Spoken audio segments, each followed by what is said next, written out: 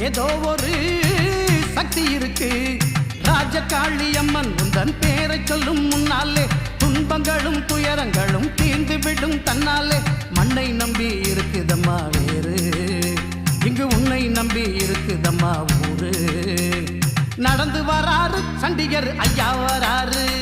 நடந்து வராரு சண்டிகர் ஐயா வராரு நடந்து வராரு சண்டிகர்